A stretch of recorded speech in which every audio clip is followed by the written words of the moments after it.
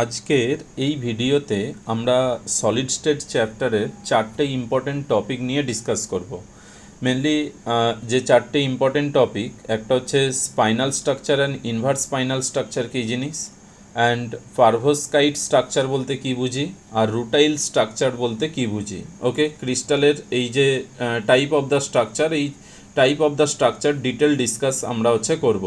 আর তার সাথে করব dielectric properties of the solid, অর্থাৎ পাইজো ইলেকট্রিসিটি কী জিনিস সেটা নিয়ে ডিসকাস করব। ওকে, সো চলো এক এক করে আমরা টপিক দেখি। সো ফার্স্ট টপিকে আমরা যেটা ডিসকাস করছি সেইটা spinal structure and inverse spinel structure. দেখো, বেসিক্যালি স্পাইনাল স্ট্রাকচার বা ইনভার্স স্পাইনাল স্ট্রাকচার তুমি যাই বলো না কেন, তার একটা জেনারেল ফর্মুলা রয়েছে।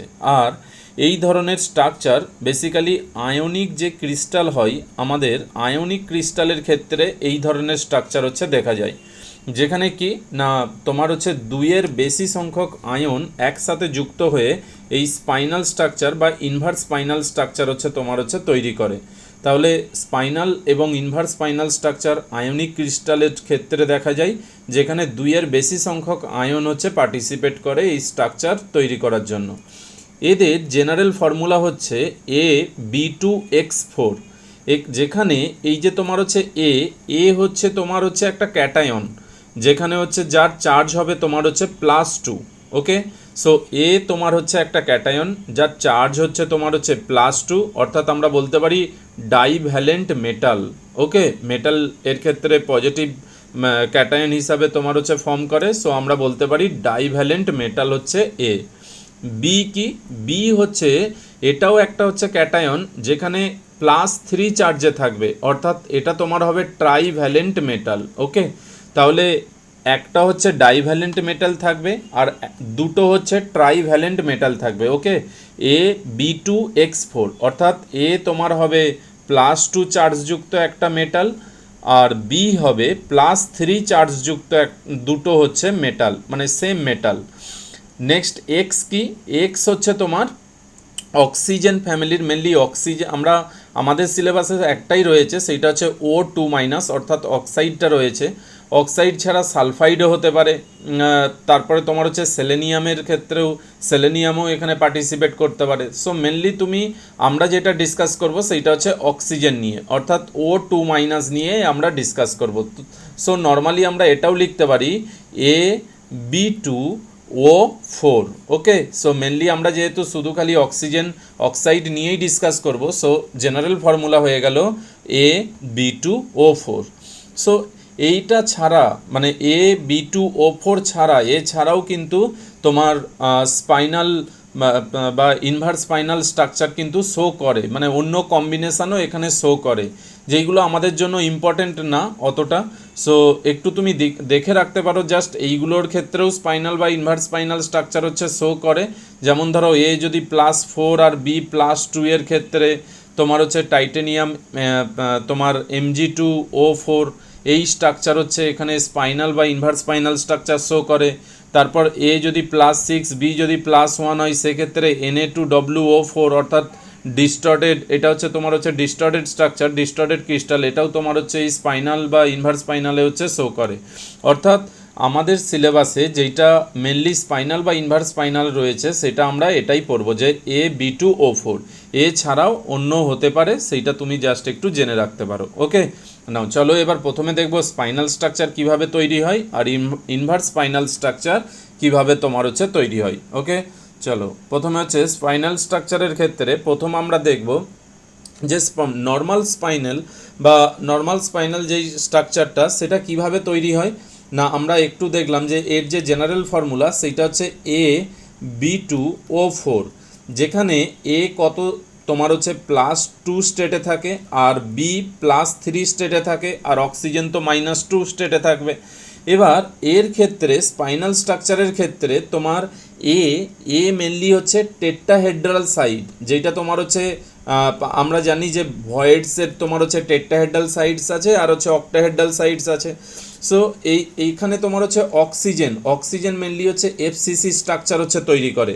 ওকে, FCC স্ট্রাকচারে যে তোমার টেট্রাহেড্রাল ভয়েড, সেই টেট্রাহেড্রাল ভয়েডসে তোমার এ থাকে আর বি থাকে তোমার হচ্ছে অক্টাহেড্রাল হচ্ছে ভয়েডসে। ওকে, তাহলে টেট্রাহেড্রাল ভয়েডসে সবসময় এ থাকবে আর অক্টাহেড্রাল ভয়েডসে বি থাকবে আর অক্সিজেন O2- তোমার FCC হচ্ছে তোমার হচ্ছে ক্রিস্টাল হচ্ছে তৈরি করবে। তাহলে এটাই হচ্ছে তোমার হচ্ছে স্পাইনাল স্ট্রাকচার। ওকে, তাহলে স্পাইনাল স্ট্রাকচার AB2O4, এ থাকবে টেট্রাহেড্রাল, বি থাকবে অক্টাহেড্রাল আর ও থাকবে FCC সেন্টারে। তাহলে যদি আমরা এবার এদের এফেক্টিভ নম্বরস অফ অ্যাটম দেখতে চাই, তাহলে এফেক্টিভ নম্বরস অফ অ্যাটম তুমি চেক করতে পারো। দেখো তুমি এ এ এ তো হচ্ছে তোমার হচ্ছে +2 চার্জযুক্ত একটা তোমার হচ্ছে ক্যাটায়ন অর্থাৎ মেটাল, আর বি এর ক্ষেত্রে কি বলা হলো +3 চার্জযুক্ত তোমার হচ্ছে একটা মেটাল, আর ও ও হচ্ছে তোমার হচ্ছে 2-। তাহলে অক্সিজেন O2- দ্বারা আমার কি না FCC স্ট্রাকচার তৈরি করছে, তাই তো। FCC তোমার হচ্ছে যে প্যাকিংটা হচ্ছে সেই FCC প্যাকিংটা হচ্ছে O2- হচ্ছে তৈরি করছে। তাহলে ও যদি O2- যদি FCC প্যাকিং তৈরি করে তাহলে এর সংখ্যা কত হবে না আমরা তো জানি যে effective numbers of atom per unit cell FCCর জন্য জেডের ভ্যালু কত হয় না জেডের ভ্যালু হয় হচ্ছে 4। তাহলে O2- সংখ্যা হয়ে গেল তোমার হচ্ছে 4। ওকে, নেক্সট এই যে FCCর যে টেট্রাহেড্রাল ভয়েডস যে তৈরি করলো, ওই টেট্রাহেড্রাল ভয়েডসের 1/8 পজিশানে থাকবে, 1/8 পজিশানে, 8টার মধ্যে একটাতে থাকবে। ওকে, সো তাহলে আমরা লিখতে পারি 1/8 অফ টেট্রাহেড্রাল ভয়েডস। ওকে, TVS মানে টেট্রাহেড্রাল ভয়েডস। ওকে, তাহলে A2+ থাকবে 1/8 অফ টেট্রাহেড্রাল ভয়েডস, অর্থাৎ 8টা টেট্রাহেড্রাল ভয়েডসের তৈরি হলে সেখানে হচ্ছে একটা হচ্ছে তোমার হচ্ছে টেট্রাহেড্রাল ভয়েডস থাকবে। আর আমরা তো জানি FCCর ক্ষেত্রে জেডের ভ্যালু যেহেতু 4, তাহলে 4-এর রেসপেক্টে আমরা পার ইউনিট সেল বলতে পারি 4×2 = 8, 8টা হচ্ছে টেট্রাহেড্রাল ভয়েডস আর 4টে হচ্ছে অক্টাহেড্রাল ভয়েডস তৈরি করবে। ওই যে 8টা অক্টাহেড্রাল ভয়েডস তৈরি করলো, 8টার মধ্যে একটা পজিশনে থাকবে তোমার হচ্ছে A2+। ওকে, তাহলে এর সংখ্যা কত হয়ে যাবে, তাহলে তুমি বলতে পারো 1/8 × 8, তাহলে এর সংখ্যা হয়ে গেল তোমার হচ্ছে 1। আর B3+ কোথায় থাকবে, B3 যতগুলো অক্টাহেড্রাল ভয়েডস তৈরি করবে তার অর্ধেকে থাকবে, তাহলে আমরা লিখতে পারি হাফ অফ অক্টাহেড্রাল ভয়েডসে থাকবে তোমার হচ্ছে B3+। তাহলে B3+ এর সংখ্যা আমরা কি বলতে পারি না 1/2 × অক্টাহেড্রাল ভয়েডস হচ্ছে 4টে, তাহলে হচ্ছে 2। এই জন্যই দেখো এখানে তোমার হচ্ছে এফেক্টিভ নম্বরস এর ক্ষেত্রে 1, বি এর ক্ষেত্রে 2 আর ও এর ক্ষেত্রে 4, সেই জন্যই দেখো AB2O4। ওকে, সো এটাই হচ্ছে স্পাইনাল স্ট্রাকচার। এটা টোটালি থিওরিটিক্যাল, সো তোমাকে মাথায় রাখতে হবে কোন অ্যাটম কোথায় পজিশান। যেমন তুমি আদার স্ট্রাকচারগুলো দেখেছো, যেমন তুমি হচ্ছে রক সল্টের স্ট্রাকচার দেখেছো, জেডেনোর স্ট্রাকচার দেখেছো, ঠিক একই রকম স্পাইনাল স্ট্রাকচারেও তোমার হচ্ছে কার পজিশান কোথায় সেটা তোমাকে হচ্ছে মাথায় রাখতে হবে। ওকে, নেক্সট এবার এখান থেকে কিছু এক্সাম্পল তুমি দেখতে পারো। দেখো তোমার হচ্ছে যারা হচ্ছে স্পাইনাল স্ট্রাকচার তৈরি করে সেই রকম, যেমন ধরো তোমার হচ্ছে ZnAl2O4। ওকে, তারপরে তোমার হচ্ছে MgAl2O4। নেক্সট হচ্ছে তোমার হচ্ছে যেমন ধরো ZnFe2O4। এরা হচ্ছে তোমার হচ্ছে কি না হচ্ছে স্পাইনাল স্ট্রাকচার হচ্ছে ফরমেশনস করে। কিভাবে তৈরি করে বা কেন তৈরি করে সেটা আমরা আসছি একটু পরে, বাট তুমি এখানে এক্সাম্পলটা হচ্ছে মাথায় রাখতে পারো। ওকে, নাও নেক্সট হচ্ছে আমরা এবার দেখব ইনভার্স স্পাইনাল। তাহলে স্পাইনাল স্ট্রাকচার আর ইনভার্স স্পাইনাল স্ট্রাকচারের জেনারেল ফর্মুলা সেম, যেখানে তোমার হচ্ছে এ এর সংখ্যা হচ্ছে তোমার একটাই থাকবে, বি এর সংখ্যা 2টো থাকবে আর অক্সিজেনের সংখ্যা 4টে থাকবে। কিন্তু এখানে যখন আমি রিপ্রেজেন্ট করব তখন এভাবে একে রিপ্রেজেন্ট করব BABO4। কেন না, কারণ দেখো এখানেও দেখো না এ একটা, বি 2টো আর O4। প্রথমে দেখো স্পাইনাল স্ট্রাকচারে প্রথমে যেটা দেখিয়েছি সেটা হচ্ছে টেট্রাহেড্রাল পজিশানে এটা, আর বি হচ্ছে অক্টাহেড্রাল, 2টো বি হচ্ছে অক্টাহেড্রাল। যদি এই যে টেট্রাহেড্রাল মানে বি আর এ, যদি একটা বি আর একটা এর মধ্যে পজিশান এক্সচেঞ্জ হয়ে যায়, মানে একটা বি চলে আসে টেট্রাহেড্রাল পজিশানে আর এটা চলে আসে অক্টাহেড্রাল পজিশানে, তখনই আমি বলবো আমার সেটা ইনভার্স স্পাইনাল স্ট্রাকচার হয়ে গেছে। অর্থাৎ আমি তাহলে কি লিখতে পারি যে এখানে যে B3+ ছিল এটা তো +3, আর তোমার A তো +2, আর এই বিটাও হচ্ছে +3, আর অক্সিজেন -2। তাহলে আমি লিখতে পারি এখানে এই বিটা টেট্রাহেড্রাল পজিশনে চলে আসছে। আগে স্পাইনালে এটা ছিল হচ্ছে তোমার তোমার A ছিল টেট্রাহেড্রাল পজিশনে, এখানে B একটা টেট্রাহেড্রাল পজিশনে চলে আসছে, আর একটা A এখানে কিসে চলে আসছে, অক্টাহেড্রাল, আর একটা যে বি আছে সেইটা তোমার হচ্ছে অক্টাহেড্রালেই থাকবে। ওকে, তাহলে এখানে এ আর বি এদের দুজনের মধ্যে যদি যখন পজিশন চেঞ্জ হয়ে যাবে তখনই আমরা বলবো এটা ইনভার্স স্পাইনাল স্ট্রাকচার হচ্ছে হয়ে গেছে। আর যেমন অক্সিজেন তোমার এফসিসিতে ছিল, অক্সিজেন এফসিসিতেই হচ্ছে থাকবে। ওকে, তাহলে ঠিক একই রকম আমরা এখানেও তোমার হচ্ছে এফেক্টিভ নম্বরস অফ অ্যাটম যদি দেখতে চাই তাহলে এখানে যেটা বলা হলো পজিশনটা একটু দেখে নিই কোথায় কতগুলো থাকে। তাহলে আমরা বলতে পারি O2- এটা তোমার হচ্ছে কি না এফসিসি, এফসিসি তোমার হচ্ছে প্যাকিং হচ্ছে তৈরি করবে। ওকে, এফসিসি প্যাকিং হচ্ছে তোমার হচ্ছে তৈরি করছে। তাহলে ও এর হচ্ছে সংখ্যা কত হবে, তাহলে এফসিসির ক্ষেত্রে আমরা জানি জেডের ভ্যালু হচ্ছে 4, তাহলে অক্সিজেনের সংখ্যাও তোমার হয়ে যাবে 4। নেক্সট এবারে এখানে কি বলা হলো, এ তো চার্জ সেম থাকবে, এ হচ্ছে 2+2+ই থাকবে, কিন্তু ও এ এখন কোথায় চলে আসছে দেখো, তোমার হচ্ছে অক্টাহেড্রাল ভয়েড। আগেতে দেখো দুটো তোমার হচ্ছে বি ছিল, সেই জন্য এখানে দেখো হাফ হাফ, তাহলে হচ্ছে এখানে হাফ অক্টাহেড্রাল ভয়েডসের দুটো বি। তাহলে এখন আমি বলতে পারি যে এ আর বি, এখন এ একটা অক্টাহেড্রাল থাকবে, বি আর একটা, তাহলে হাফেরও হাফ, মানে এ তাহলে কটা অক্টাহেড্রাল থাকবে, 1/4, বাকি আর একটা বি কততে থাকবে 1/4-এ, আর এখানে অক্টাহেড্রাল টেট্রাহেড্রালের ক্ষেত্রে যেমন 1/8 ছিল সেটা 1/8। তাহলে আমরা কি লিখতে পারি দেখো, এর লিখতে পারি এখন আগেতে হাফ হয়েছিল, তো এখন যতগুলো অক্টাহেড্রাল তার অর্ধেক সংখ্যক B2 দ্বারা পূর্ণ ছিল আগের ক্ষেত্রে দুটো বি দ্বারা, এখন সেই বি এর জায়গায় একটা এ একটা বি আসছে, তাহলে আমরা কি বলতে পারি অর্ধেকের আরও অর্ধেক এ থাকবে আর বাকি অর্ধেকের আর একটা অর্ধেকে বি থাকবে। তাহলে তুমি বলতে পারো 1/4 অফ অক্টাহেড্রাল ভয়েডস, অক্টাহেড্রাল ভয়েডসে কি থাকবে A2+। তাহলে এর সংখ্যা কি হবে না, আমরা তো জানি অক্টাহেড্রাল ভয়েডসের সংখ্যা 4, তাহলে 4 × 1/4 মানে হচ্ছে 1।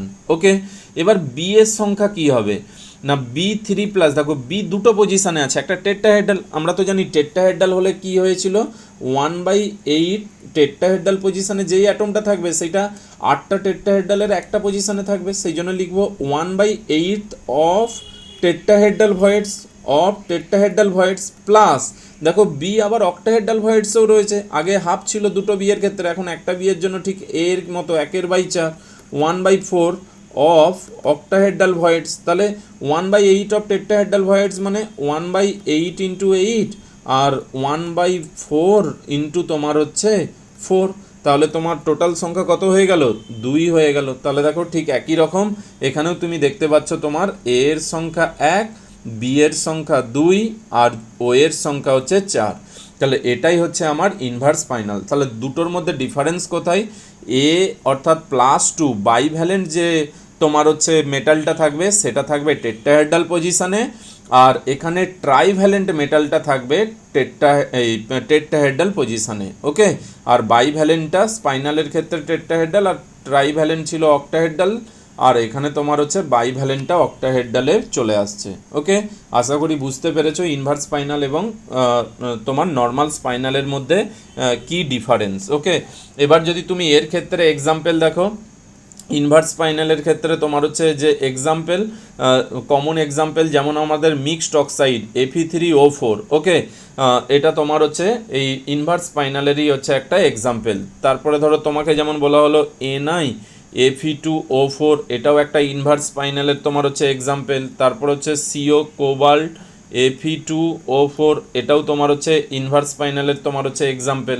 ওকে, সো এইগুলো আমার হচ্ছে ইনভার্স স্পাইনালের হচ্ছে এক্সাম্পল। ওকে, বাস। এবার দেখো তুমি যদি সলিড স্টেট পড়ো, সলিড স্টেটের জন্য এইটুকুই ঠিক আছে যে তুমি কার কোথায় পজিশান, এফেক্টিভ নম্বর সমস্ত কিছু চেক করে নিলে। এবার কোশ্চেন হচ্ছে যে কারা ইনভার্স স্পাইনাল যে তৈরি করছে এবং কেন তৈরি করছে, কিভাবে তৈরি করছে, তার যদি ব্যাখ্যা তুমি যদি জানতে চাও তাহলে সেক্ষেত্রে তোমাকে জানতে হবে আমাদের আর একটা চ্যাপ্টার যেটা তোমার হচ্ছে কোয়ার্ডিনেশন কম্পাউন্ড। কোয়ার্ডিনেশন কম্পাউন্ডে ক্রিস্টাল ফিল্ড যে স্টেবিলাইজেশন এনার্জি, সেই ক্রিস্টাল ফিল্ড স্টেবিলাইজেশন এনার্জির উপরেই ডিপেন্ড করে আমরা এই স্পাইনাল এবং ইনভার্স স্পাইনাল স্ট্রাকচারকে ব্যাখ্যা করতে পারবো। ওকে, সো যদি তোমাকে বলি যে Na Fe2O4 কোন ধরনের হচ্ছে স্ট্রাকচার হচ্ছে তৈরি করে, তাহলে ইনভার্স স্পাইনাল না স্পাইনাল কি করে চেক করব না, এটা আমরা ইজিলি চেক করতে পারি ক্রিস্টাল ফিল্ড স্টেবিলাইজেশন এনার্জির দ্বারা। অর্থাৎ এখানে আমি যদি বলি যে এখানে নিকেল একটাই আছে, তার মানে এটা +2 স্টেটে থাকবে, আর Fe এখানে দুটো আছে, তাহলে এখানে +3 স্টেট। তাহলে এবার যদি আমি চেক করতে পারি যে Feর ক্ষেত্রে Fe যদি দেখি একটা টেট্রাহেড্রাল পজিশন, মানে Fe আমি তো মানে ইনভার্স স্পাইনাল কখন পাবো, যখন Fe নিকেলের সাথে এক্সচেঞ্জ হয়ে যাবে। তাহলে যদি এই রকম চেক করি যে Fe যখন Fe3+ যখন এখানে টেট্রাহেড্রাল পজিশনে থাকবে তখন তার যা CFAC হবে, আর Fe যদি তোমার হচ্ছে Fe3+ যদি অক্টাহেড্রাল পজিশনে থাকে তার ক্ষেত্রে যে CFAC ভ্যালু হবে, যদি তোমার হচ্ছে টেট্রাহেড্রালের CFAC ভ্যালু অক্টাহেড্রালের থেকে বেশি হয়, তখন সেক্ষেত্রে আমরা কি বলতে পারি না টেট্রাহেড্রাল পজিশনে Fe3+ থাকবে। আর যদি অক্টাহেড্রাল পজিশনে তোমার হচ্ছে ভ্যালু টেট্রাহেড্রাল পজিশনের থেকে বেশি হয়, তখন আমরা কি বলতে পারি না সেটা তখন হচ্ছে তোমার হচ্ছে অক্টাহেড্রালে থাকবে। সো এইরকম CFAC ভ্যালুর দ্বারা আমরা কিন্তু ইজিলি তোমার এখানে ক্যালকুলেট করতে পারি যে কোনটা তোমার কোন ধরনের স্ট্রাকচার হচ্ছে শো করবে। ওকে, সো দেখো একটা এক্সাম্পল তোমাকে এখানে দিচ্ছি যেটা আমাদের কমন Fe তোমার হচ্ছে 3O4 Fe3O4 এর ক্ষেত্রে তুমি জানো যে এটা আমাদের স্পাইনাল না ইনভার্স স্পাইনাল কি করে চেক করব না, তখন আমরা এইরকমভাবেই লিখি AB2O4 হিসাবে যদি লিখি Fe2O4, তাহলে একটা Fe এখানে কততে রয়েছে +2তে রয়েছে, আর একটা Fe কততে রয়েছে +3তে রয়েছে। তাহলে এখানে আমি Feর ক্ষেত্রেই চেক করছি। দেখো Fe তোমার হচ্ছে +2 এর ক্ষেত্রে যদি দেখি অক্টাহেড্রালি, মানে যদি দেখি তোমার হচ্ছে +2 স্টেটে যে Feটা আছে সেটা টেট্রাহেড্রাল আর অক্টাহেড্রাল, তাহলে টেট্রাহেড্রাল CFAC বের করব, অক্টাহেড্রাল CFAC বের করব। যদি দেখি তোমার টেট্রাহেড্রাল বা অক্টাহেড্রাল যেটা বেশি হচ্ছে, তাহলে Fe2+ সেই পজিশনে থাকবে, তাহলে সেই অনুযায়ী স্ট্রাকচার হয়ে যাবে। তাহলে এবার যদি আমি বলি Fe2+ এর ক্ষেত্রে, তাহলে Fe2+ এর ইলেকট্রনিক কনফিগারেশনস করলে তোমার হচ্ছে কি হবে না Fe2+ মানে তুমি 3D6, তাই তো Fe2+ মানে তোমার হচ্ছে 3D6, আর Fe3+ মানে 3D5, যে কোনো তুমি একটা বের করতে পারো 3D5 এর ক্ষেত্রে। আর আমরা তো জানি অক্সিজেনের সাথে যে কোনো মেটালের ক্ষেত্রে, অক্সাইডের ক্ষেত্রে কোবাল্ট 3+ ছাড়া যে কোনো তোমার হচ্ছে মেটালের সাথে সেইটা হাই স্পিন কমপ্লেক্স হচ্ছে শো করে, তাই তো। তাহলে দেখো তুমি যদি এখানে +5 এর ক্ষেত্রে দেখো +5 মানে কি, সেটা তো CFAC 0 হয়ে যাবে, তাই তো। তাহলে যদি অক্টাহেড্রালে থাকে তাহলে অক্টাহেড্রাল মানে তোমার হচ্ছে নিচে হচ্ছে T2G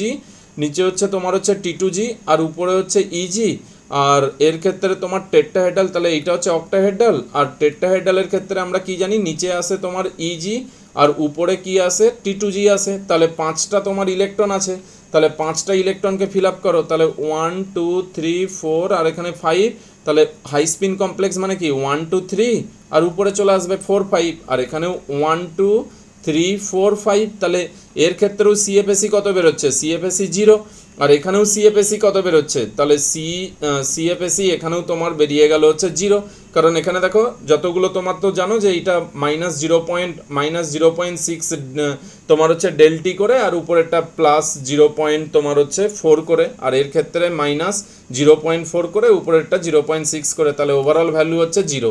তাহলে Fe3+ দিয়ে দেখো তুমি ডিসাইড করতে পারছো না, তাহলে তোমাকে কোনটা চেক করতে হবে Fe2+। তাহলে Fe2+ এর এবার যদি তুমি চেক করো, তাহলে দেখো অক্টাহেড্রালের ক্ষেত্রে আমি প্রথমে ড্র করছি অক্টাহেড্রালের ক্ষেত্রে, আর এই দিকে ড্র করছি তোমার হচ্ছে টেট্রাহেড্রালের ক্ষেত্রে। তাহলে আমি যদি অক্টাহেড্রালের ক্ষেত্রে ড্র করি, তাহলে এখানে তো 6টা ইলেকট্রন আছে, তাহলে 6 ইলেকট্রন সিস্টেম, তাহলে 1 2 3 4 5 6, তাহলে দেখো 1 2 3 4 5 6 আর 1 2 3 4 5 6, তাহলে দেখো এমনি এখানেও দেখো একটা পেয়ারিংই রয়েছে, এখানেও একটা পেয়ারিং, এখানেও একটা পেয়ারিং, তাহলে পেয়ারিং এনার্জি আসবে না। তাহলে এর যদি সিএফএসি যদি আমি ক্যালকুলেট করতে চাই, তাহলে এইদিকে দুটো তোমার হচ্ছে কত হবে, তোমার এইদিকে দেখো 1 2 3 4 চারটে আছে, তাহলে 4 6 24, আর এখানে তোমার হচ্ছে 6 দুগুণে হচ্ছে 12, তাহলে তোমার হচ্ছে এইদিকে তোমার হচ্ছে কত হচ্ছে না 0 পয়েন্ট, এখানে তোমার হচ্ছে অক্টাহেড্রালের ক্ষেত্রে হচ্ছে তোমার হচ্ছে আমি লিখেই দিচ্ছি যে এইটা তোমার হচ্ছে 0.4 করে, তাহলে -0.4 ডেল ও ইন্টু কতগুলো ইলেকট্রন রয়েছে, 4টে, আর উপরে তোমার হচ্ছে কতগুলো রয়েছে, 2টো রয়েছে, তাহলে এদের হচ্ছে তোমার হচ্ছে +0.6 করে ইন্টু ডেল ও ইন্টু হচ্ছে 2, তাহলে ফাইনাল এখানে কত চলে আসছে 4 4 16 আর এখানে 6, তাই তো 4 4 16 মানে 1.6 ডেলো, আর এখানে তোমার চলে আসছে কত 0.6, মানে এখানে চলে আসছে 6 দুগুণে 12 মানে +1.2 ডেলো, তাহলে ওভারঅল ভ্যালু কত হয়ে গেল -0.4 ডেলো। ওকে, আর যদি তুমি টেট্রাহেড্রালের ক্ষেত্রে দেখো, টেট্রাহেড্রালের ক্ষেত্রে তাহলে সিএফএসি এইগুলো তোমার হচ্ছে এর অপোজিট হয় আমরা জানি, তাহলে এখানে তোমার হচ্ছে কটা রয়েছে, একটা দুটো তিনটে, তাই তো, তাহলে তিনটে রয়েছে, তাহলে 3 ইন্টু এখানে তোমার হচ্ছে 0.6 -0.6 ডেলো, আর উপরে তোমার হচ্ছে পজিটিভ, এখানেও তিনটে রয়েছে, তাহলে 3 ইন্টু 0.4 সরি ডেলটি হবে, কারণ এটা টেট্রাহেড্রালের জন্য, তাহলে এইটা টেট্রাহেড্রালের জন্য, আর এইটা তোমার হচ্ছে অক্টাহেড্রালের জন্য, তাহলে 3 6 18 আর 3 4 হচ্ছে 12, তাই তো, তাহলে তোমার নিয়ার অ্যাবাউট কত হচ্ছে 0.6, তাহলে -0.6 ডেলটি 0.6 ডেলটি, আর আমরা তো জানি যে del t this is equals to 4/9 del o, তাহলে তুমি যদি এখানে ভ্যালু পুট করে দাও 0.6 ইন্টু 4/9 ডেল ও, তাহলে ফাইনাল ভ্যালু কত চলে আসলো, তাহলে ফাইনাল ভ্যালু তুমি বলতে পারো -0.27 ডেলো। তাহলে এবার চেক করো, এইদিকে দেখো -0.4 ডেলো, আর এইদিকে তোমার হচ্ছে -0.27 ডেল ও। ওকে, তাহলে তুমি যদি এবার সিএফএসির ভ্যালু তুমি যদি তাহলে চেক করো, তাহলে এর ক্ষেত্রে তুমি কি পাচ্ছ, কার ক্ষেত্রে তোমার হচ্ছে সিএফএসি ভ্যালু তোমার হচ্ছে বেশি হচ্ছে, -0.4 এইটা তোমার হচ্ছে অক্টাহেড্রাল, মানে যদি তোমার হচ্ছে টেট্রাহেড্রাল পজিশানে থাকে তাহলে তার ক্ষেত্রে তোমার হচ্ছে -0.27 ডেলো, আর যদি অক্টাহেড্রাল পজিশানে থাকে তখন তুমি দেখতে পাচ্ছ -0. অবভিয়াসলি -0.4 ডেলো তোমার বেশি -0.27 এর থেকে, তার মানে কি এইটা আমি তো করেছি Fe2+ এর জন্য, তাহলে Fe2+ কোন পজিশানে থাকবে, তাহলে যার ক্ষেত্রে সিএফএসি ভ্যালু বেশি, তাহলে সিএফএসি ভ্যালু তো অক্টাহেড্রাল, তার মানে Fe2+ এটা থাকবে তোমার হচ্ছে অক্টাহেড্রাল পজিশানে, টেট্রাহেড্রালে থাকবে না।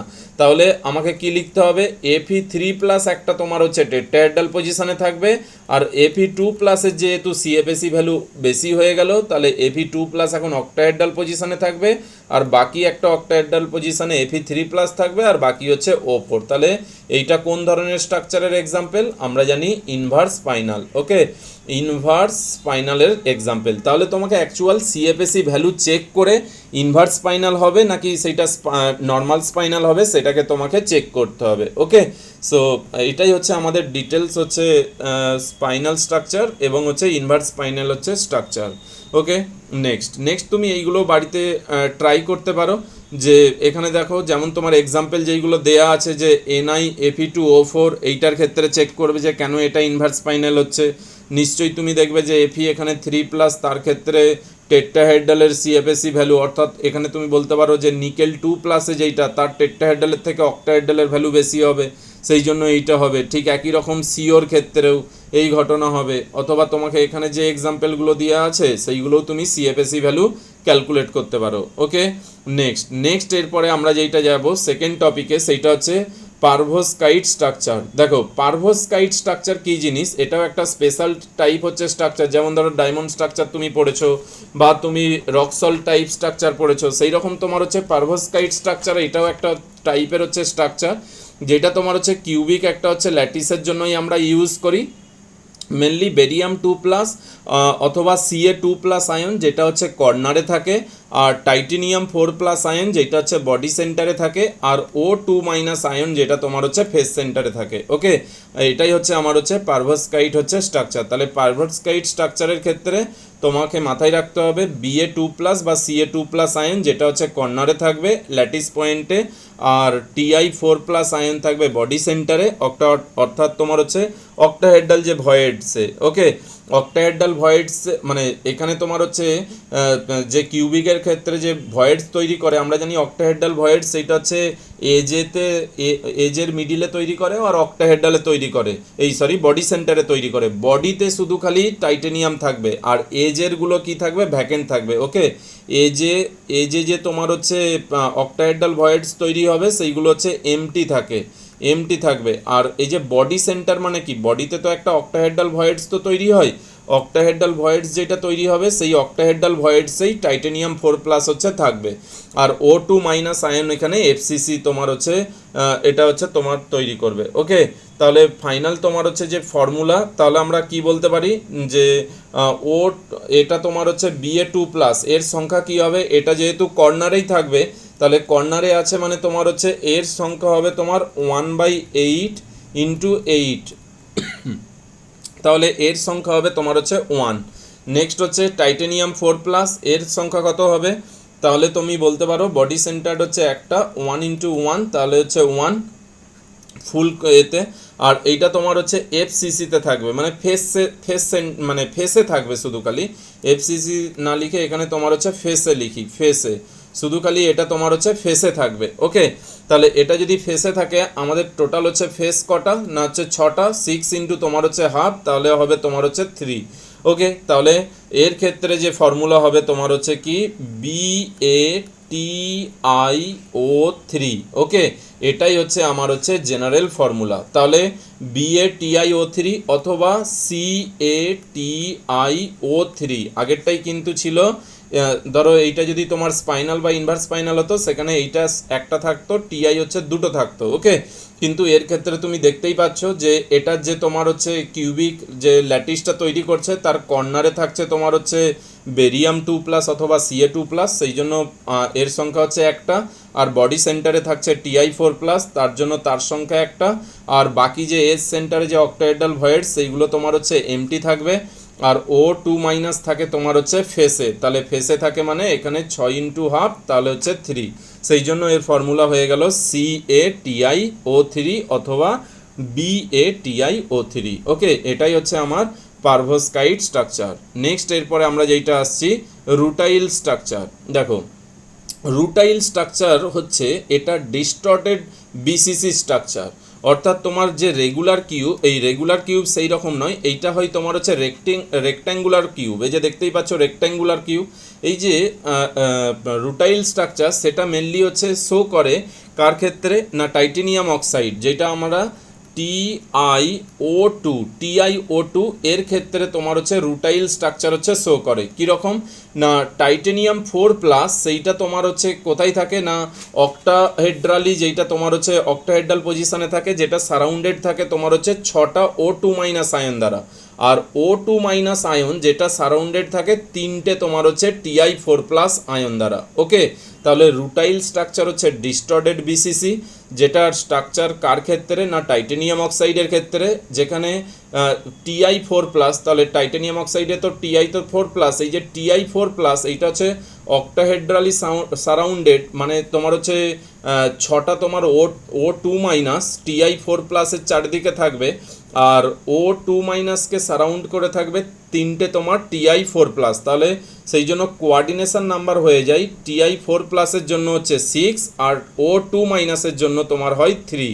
ওকে, এবার যদি তুমি এর যদি স্ট্রাকচার যদি দেখো, রেক্ট্যাঙ্গুলার যে কিউবটা তৈরি করে, এই যে দেখো এই পজিশানগুলো যেইগুলো কর্নারের পজিশান আছে সেখানে দেখো তোমার হচ্ছে Ti4+, আর এখানে এই যে পজিশানগুলো এইগুলো O2-, এইরকমভাবে TiO+ আর O2- এইরকমভাবে বন্ড করে থাকে। এই যে Ti4+, দেখতেই পাচ্ছ এখানে একটা O2-, এখানে একটা, দুটো, তিনটে, চারটে, পাঁচটা, ছটা টোটাল O2- হচ্ছে O2- Ti4+-কে হচ্ছে সারাউন্ড করে আছে। ওকে, আর এটা কানেক্ট থাকে দেখো এরকম Ti এর সাথে O, তারপরে আবার এই মিডিলের হচ্ছে টিআই। এটাই হচ্ছে তোমার রুটাইল স্ট্রাকচার। কার ক্ষেত্রে? না টাইটেনিয়াম অক্সাইডের ক্ষেত্রে। ওকে, তাহলে এটা গেল তোমার হচ্ছে পারভস্কাইড স্ট্রাকচার, যেটা বেরিয়াম BaTiO3 অথবা CaTiO3, আর এখানে তোমার হচ্ছে কি TiO2।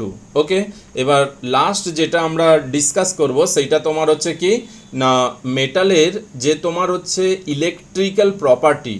মেটালের আমরা ইলেকট্রিক্যাল প্রপার্টি আমরা যেটা ব্যাখ্যা করেছিলাম সেটা মনে করে দেখো যে মেটালের ইলেকট্রিক্যাল প্রপার্টি হয় তোমার হচ্ছে কি ইলেকট্রনের মুভমেন্টের দ্বারা, তাই তো? অর্থাৎ কোনো মেটাল তার যে ইলেকট্রিক্যাল প্রপার্টি শো করে সেটা কিসের জন্য? না ইলেকট্রনের মুভমেন্টের জন্য। আর ইলেকট্রোলাইটের ক্ষেত্রে পড়েছিলাম মনে করে দেখো তোমার ইলেকট্রোকেমিস্ট্রির ক্ষেত্রে, সেখানে হচ্ছে আয়নের মুভমেন্টের জন্য সেখানে ইলেকট্রিসিটি হচ্ছে পাস করে। আর মেটালের ক্ষেত্রে তোমার হচ্ছে কি ইলেকট্রনের মুভমেন্টের জন্য। এবার আমরা এখন যেইটা পড়বো সেইটা হচ্ছে ডাই ইলেকট্রিক প্রপার্টি। অর্থাৎ যদি তুমি বলো ইনসুলেটরের ক্ষেত্রে আমরা তো জানি তার মধ্যে তোমার হচ্ছে কোনো রকম ইলেকট্রিসিটি পাস করতে পারে না।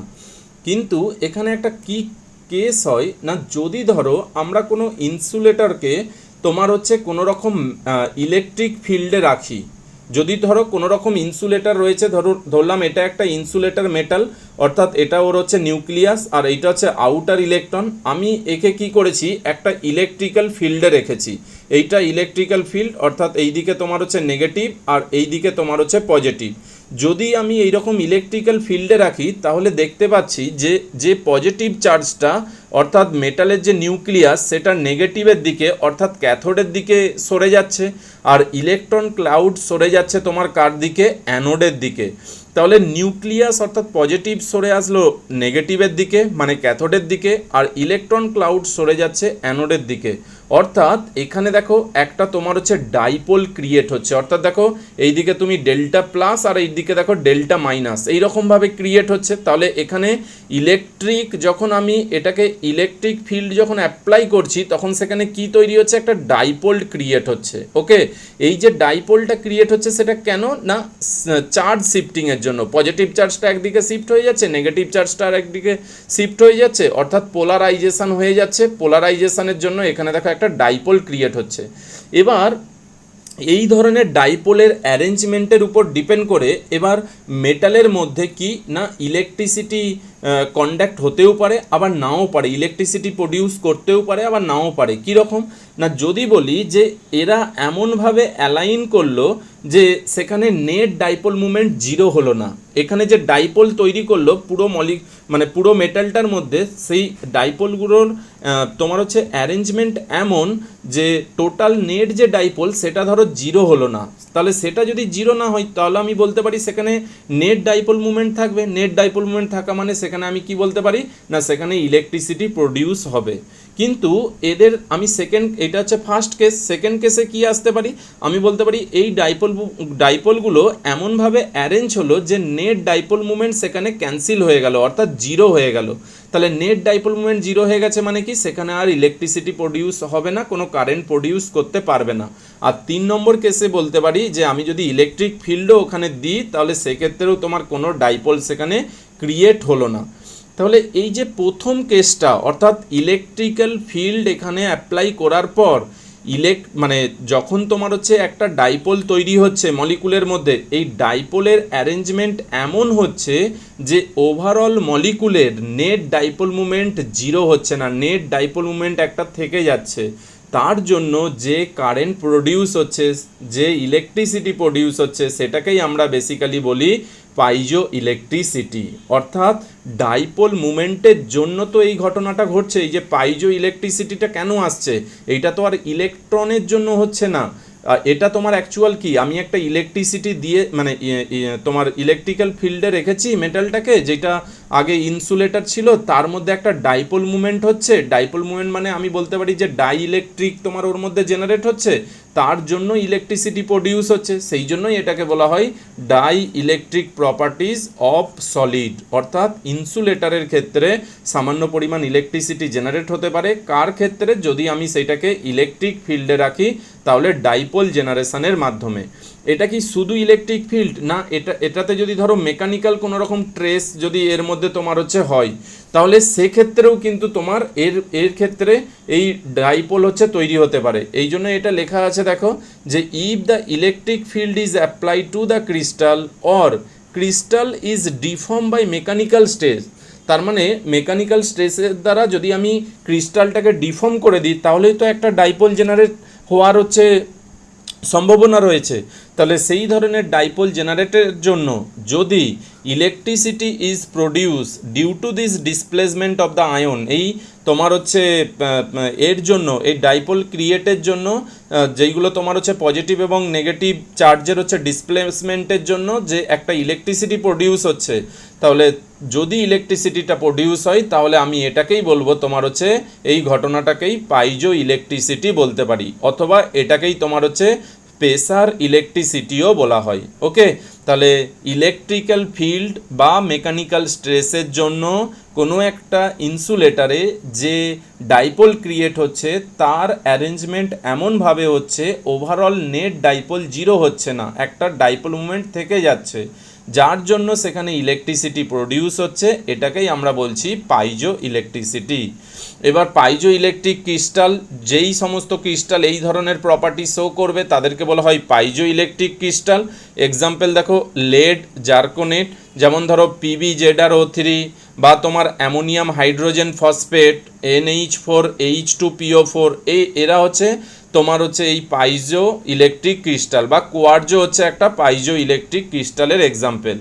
আর নেক্সট হচ্ছে যে এই যে তোমার হচ্ছে ইলেকট্রিসিটিটা যে জেনারেট হলো সেইটা তো ওখানে ইলেকট্রিক ফিল্ডে, এবার ধরো কোনো রকম পোলার ক্রিস্টাল আছে, এই যে ধরো এই ধরনেরই কোনো রকম পোলার ক্রিস্টাল আছে যার মধ্যে ডাইপোল আছে, এবং সেটাকে যদি আমি হিট করি, ওই রকম ডাইপোল ক্রিয়েট হওয়ার পর যদি আমি এবার হিট করি, হিট করে দেখছি এখানে ইলেকট্রিসিটি প্রডিউস হচ্ছে, তাহলে যেহেতু আমি হিট করেছি, হিট তো পাইরোর সাথে রিলেটেড টার্মটা, সেই জন্য এটাকে বলা হয় পাইরো ইলেকট্রিসিটি। ওকে, তাহলে পাইরো ইলেকট্রিসিটি কী জিনিস না, পোলার ক্রিস্টালের ক্ষেত্রে পোলার ক্রিস্টালে যদি আমি হিট দিয়ে তার মধ্যে কারেন্ট প্রডিউস করতে পারি তাহলে আমরা বলতে পারি সেটা তোমার হচ্ছে পাইরো ইলেকট্রিসিটি।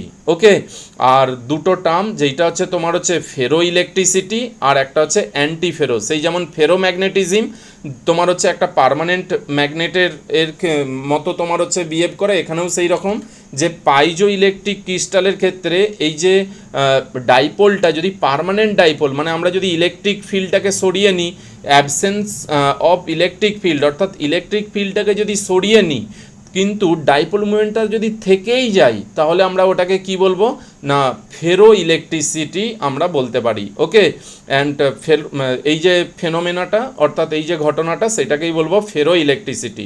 তাহলে যদি তোমার ইলেকট্রিক ফিল্ডকে সরিয়ে নেওয়ার পরেও যদি পার্মানেন্ট ডাইপোল মুভমেন্টটা থেকেই যায় তখন তাকে বলবো ফেরো ইলেকট্রিসিটি। আর আমরা যে সেকেন্ড কেসটা একটু আগে পড়লাম যে তোমার হচ্ছে ওর মধ্যে ডাইপোল তো ক্রিয়েট হচ্ছে কিন্তু ডাইপোলের অ্যারেঞ্জমেন্টটা এমন হচ্ছে যে নেট ডাইপোল মুভমেন্ট ওখানে কি হয়ে যাচ্ছে, জিরো হয়ে যাচ্ছে। তাহলে নেট ডাইপোল মুভমেন্ট জিরো হয়ে যাওয়ার জন্য কি আমি কি বলবো, ওখানে কোনো ইলেকট্রিসিটি প্রডিউসই হচ্ছে না, তাহলে ডাইপোল ক্রিয়েট হয়েছে কিন্তু নেট ডাইপোল মুভমেন্ট জিরো, তার জন্য কোনো ইলেকট্রিসিটি প্রডিউস হচ্ছে না, সেটাকেই বলা হয় তোমার হচ্ছে অ্যান্টিফেরো ইলেকট্রিক। ওকে, তাহলে যদি আমি ইলেকট্রিক ফিল্ডে রেখে যদি আমি ওর মধ্যে ইলেকট্রিসিটি প্রডিউস করতে পারি দেন ওটাকে বলা হয় পাইজো। আর যদি পোলার ক্রিস্টালের ক্ষেত্রে যদি ওখানে হিট দিয়ে ইলেকট্রিসিটি প্রডিউস করতে হয় তখন সেটাকে বলবো পাইরো। আর যদি পার্মানেন্ট মানে ইলেকট্রিক ফিল্ডটা সরিয়ে নেওয়ার পরেও তোমার পার্মানেন্টলি যদি ডাইপোল মুভমেন্টটা থেকে যায় তখন সেটাকে বলবো ফেরো। আর যদি ডাইপোল ক্রিয়েট হলো কিন্তু নেট ডাইপোল মুভমেন্ট জিরো হয়ে গেছে, কোনো ইলেকট্রিসিটি প্রডিউস হচ্ছে না, তখন সেইটাকে বলবো অ্যান্টি তোমার হচ্ছে ফেরো। ওকে, আর লাস্ট আমরা আর একটা টার্ম যেটা পড়েছি সুপার কন্ডাক্টিভিটি। সুপার কন্ডাক্টিভিটি মানে কি, কিছু কিছু মেটাল আছে যাদের ইলেকট্রিক্যাল রেজিস্ট্যান্স তোমার হচ্ছে জিরো, মানে আমরা ধরো টেম্পারেচার বাড়াচ্ছি একটা মেটালের যখন টেম্পারেচার বাড়াবো তাদের ক্ষেত্রে কি হয় না, কিছু কিছু মেটালের মানে মেটালিক ক্রিস্টালের ক্ষেত্রে তার যে ইলেকট্রিক্যাল রেজিস্ট্যান্স একটা সার্টেন টেম্পারেচারে অলমোস্ট জিরো হয়ে গেছে, তাহলে যদি রেজিস্ট্যান্স জিরো হয়ে যায় তাহলে আমি কি বলবো না ওর কন্ডাক্টিভিটি হাই, মানে ম্যাক্সিমাম কন্ডাক্টিভিটি। রেজিস্ট্যান্স নেই মানে কি কন্ডাক্টিভিটি ম্যাক্সিমাম, সেই জন্যই ওটাকে বলা হয় সুপার কন্ডাক্টিভিটি। তাহলে তুমি কি বলতে পারো না যখন তোমার ইলেকট্রিক্যাল রেজিস্ট্যান্স জিরো হয়ে যাবে তখন মেটালের যে তোমার হচ্ছে কন্ডাক্টর হিসাবে সেটা ম্যাক্সিমাম হয়ে যাবে, ম্যাক্সিমাম তোমার হচ্ছে ওখানে ইলেকট্রিসিটি কন্ডাক্ট করতে পারবে। তাহলে এটা কি একটা সার্টেন টেম্পারেচারের উপরে হয় বা একটা সার্টেন টেম্পারেচারে হয় অ্যাকচুয়ালি, সেই যে টেম্পারেচার সেটাকেই বলা হয় তোমার হচ্ছে ট্রানজিশন টেম্পারেচার। ওকে, যেমন ধরো এখানে একটা কমপ্লেক্স দেয়া আছে ওয়াই তোমার হচ্ছে ইট্রিয়াম Ba2Cu3O7, এই যে আয়নিক ক্রিস্টাল এর ক্ষেত্রে তোমার 90 ডিগ্রি কেলভিনটাকেই বলা হয় ট্রানজিশন টেম্পারেচার। অর্থাৎ এই টেম্পারেচারে তোমার হচ্ছে এর যে ইলেকট্রিক্যাল রেজিস্ট্যান্স সেইটা তোমার হচ্ছে জিরো হয়ে যায়। এর ইলেকট্রিক্যাল রেজিস্ট্যান্স জিরো হয়ে যাওয়া মানে এর হচ্ছে কন্ডাক্টিভিটি তোমার হচ্ছে ম্যাক্সিমাম হয়ে যায়, সেই জন্য এটাকে বলা হয় সুপার কন্ডাক্টিভিটি। ওকে, এটা তোমার হচ্ছে অ্যাজ এ সুপার কন্ডাক্টিভিটি হিসাবে 90 ডিগ্রি সেন্টিগ্রেড এই 90 ডিগ্রি কেলভিনে এটা অ্যাজ এ সুপার কন্ডাক্টিভিটি হিসাবে তোমার হচ্ছে কাজ করতে পারে। ওকে, সো এই হচ্ছে আমার টোটাল হচ্ছে 4টে টপিক। কপিতে তোমার হচ্ছে নোট করে রাখতে পারো ইম্পর্টেন্ট তোমার হচ্ছে টপিক, আর যদি না বুঝতে পারো বা কোনো জায়গাতে সেক্ষেত্রে পুনরায় হচ্ছে ভিডিওটা আরেকবার ওই পোর্শনে হচ্ছে দেখো, এবং যদি কোনো রকম ডাউট থাকে সেক্ষেত্রে তুমি কমেন্ট বক্সে হচ্ছে করতে পারো। Thank you.